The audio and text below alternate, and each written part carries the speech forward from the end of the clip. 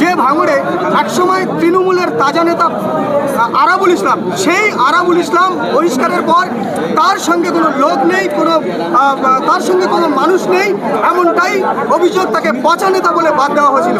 সেই তৃণমূলের তাজা নেতা যখনই আইএসএফে জয়েন করেছে, তার পেছনে দেখা যাচ্ছে আইএসএফের হাজার হাজার কর্মী সমর্থক, তারা উঠছে পড়া ভিড়।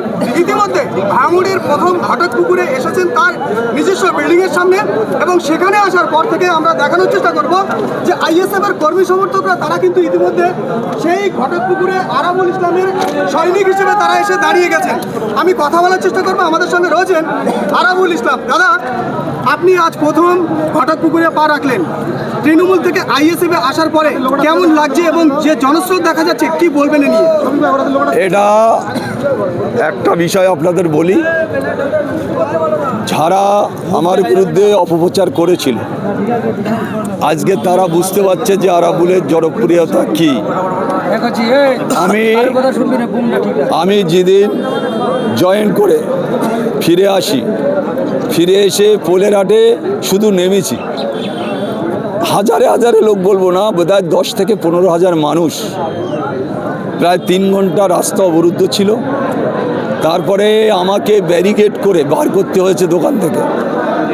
এত মানুষের চাপ, উপচে পড়া ভিড়, কোনো কাউকে খবর দেওয়া হয়নি, শুধু বলেছে যে আরাবুল আইএসএফে জয়েন করে বাড়ি ফিরছে, বাড়ি নয় পোলের হাটে উনি আসছেন। এই খবর পেয়ে হাজারে হাজারে লোক, আপনারা দেখেছেন কালকে ঈদের দিন গেছে, সেখানে মানুষের ঢল, 9টা থেকে 1টা পর্যন্ত আমার বাড়িতে হাজারে হাজারে লোক। সেই লোক যদি আমি মনে করতাম একটা মাঠে, ব্রিগেডের মাঠের মতন লোক হয়েছে। তো যাই হোক, আজকে আমার এখানে আসার কথা, আমি শুধু এসছি, কাউকে বলিনি, কিন্তু লোক খবর পেয়েছে যে এখানে আরাবুল ইসলাম আসবে। তাই দেখছেন আপনারা কত মানুষ এখানে এসছে, কত বয়স্ক লোক, কত হাজি সাহেব, তারা এসছে, আমার দোয়া করে গেছে। তাই আমি শুধু বলবো যে যারাই বলছে যে আরাবুলের কোনো মূল্য নেই, দাম নেই, তারা কিন্তু এই 2026-এ বুঝতে পারবে যে আরাবুলের কতটা মূল্য, আরাবুলের সাথে কতটা মানুষ আছে, আরাবুলের সাথে কতটা জনগণ আছে। এই নির্বাচনে এই শওকত মোল্লার মতন লোকেরা, যারা খুনি, যারা প্রকাশ্যে মানুষের খুন করে, আজকে দেখেছেন আপনারা চালতেবেড়িয়া অঞ্চলে বোম বাঁধছিল বাবুরা, আমাদের আইএসএফের কর্মীদের উপরে আক্রমণ করবে। কত দামি মশলা, না হলে ঘর উড়ে গেছে, 4 জনার বডি উড়ে গেছে, স্পটে 2 জনা মারা গেছে, 1 জনার বডি দেখানো হয়েছে, আর কাউকে দেখানো হয়নি। আর এখনও 4 জনা এখানে, উনি প্রথম ঝোড়োর মোড়ে ওনার নিজস্ব নার্সিংহোম ঝোড়োর মোড়ে নিয়ে গেছে, সেখান থেকে হয়নি, সেখান থেকে ট্রান্সফার করে বাসন্তী একটা জায়গা নিয়ে গেছে, সেখানেও হয়নি। এখন চুনোখালি একটা বেসরকারি নার্সিংহোমে 4 জন ভর্তি আছে, মৃত্যুর সাথে লড়াই করছে। এটা কোন ধরনের রাজনীতি? এটা আরাবুল ইসলাম 1984 সালতে দল করছে, কারুর মারার রাজনীতি করিনি। আমি মমতা বন্দ্যোপাধ্যায় যখন যাদবপুর লোকসভায় দাঁড়ায়, তখন থেকে ভোটটা করছি মমতাজির সাথে।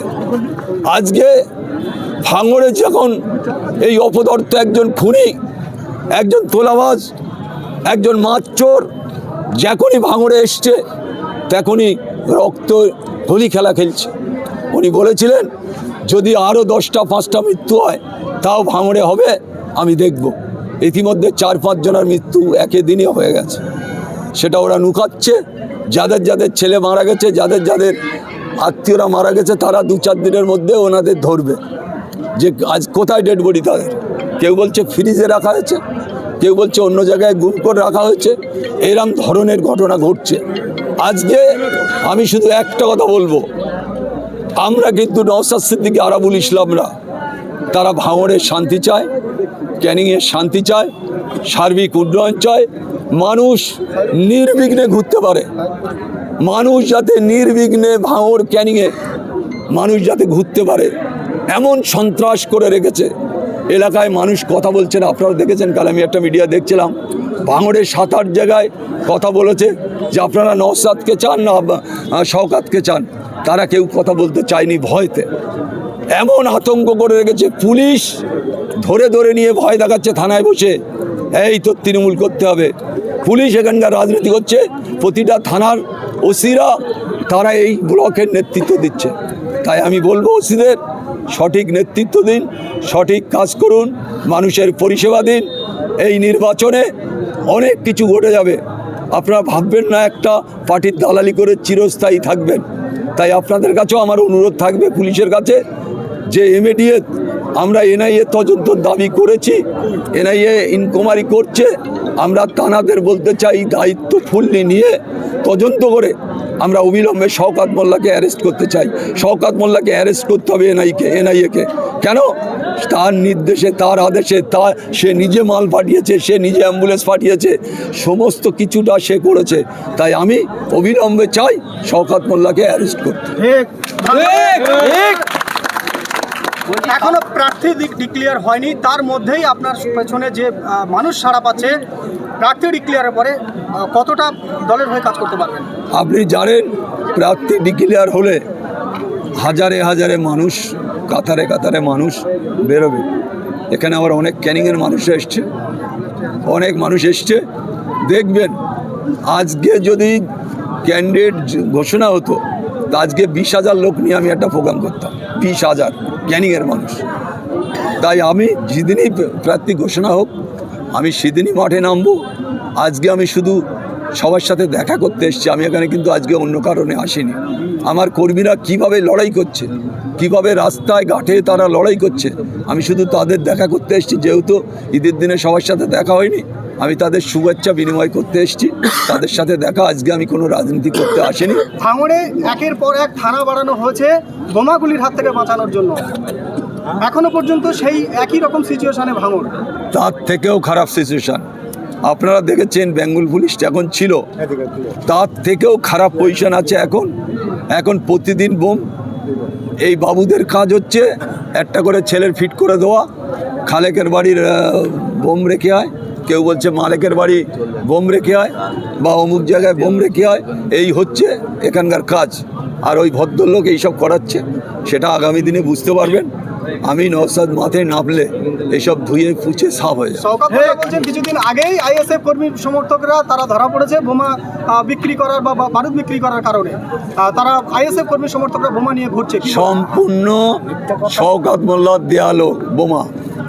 আপনারা পোলেরহাটের ঘটনা দেখেছেন, থানার সামনে পাশে 4টে বোম পড়লো, আর শওকত মোল্লার সিকিউরিটি বাড়লো। 14খানা গাড়ি আছেন ভদ্রলোকের। তারপরে কেউ বোম মারতে পারে? কোনো আইএসএফের লোকের হিম্মত আছে? উনি নিজে, তারপর দিন সকালেই ওনার কর্মীরা বলেছে, দেখেছিস খেলটা আমরা কেমন দেখালাম। তা এটা হচ্ছে ওনাদের খেল দেখাচ্ছে, আর মানুষ মারছে। এই মানুষ মারা কল বেশি দিন চলবে না। বলছি, শওকত মোল্লা দাবি করছে যে আরাবুল ইসলাম একটা গদ্দার পার্টির সঙ্গে হাত মিলিয়েছে, অতএব এই গদ্দার পার্টির সঙ্গে যদি কোথাও প্রার্থী হয়, তাহলে সেখানকার মানুষ কম করে আরাবুলকে 1 লাখ ভোটে হারিয়ে মুখে চুনকালি করে বাড়িতে পাঠাবে, এমনটি দাবি করছে। এই বিষয়ে কেমন? শুনুন, এটা এই প্রশ্নের উত্তর দেওয়ার জায়গা নেই। যে বলছে সে 1 লক্ষ ভোটে হারবে ভাঙড়ে, আর আরাবুল ইসলাম ক্যানিং জিতবে। কোনো চিন্তা নেই, এটা বলে দিলাম।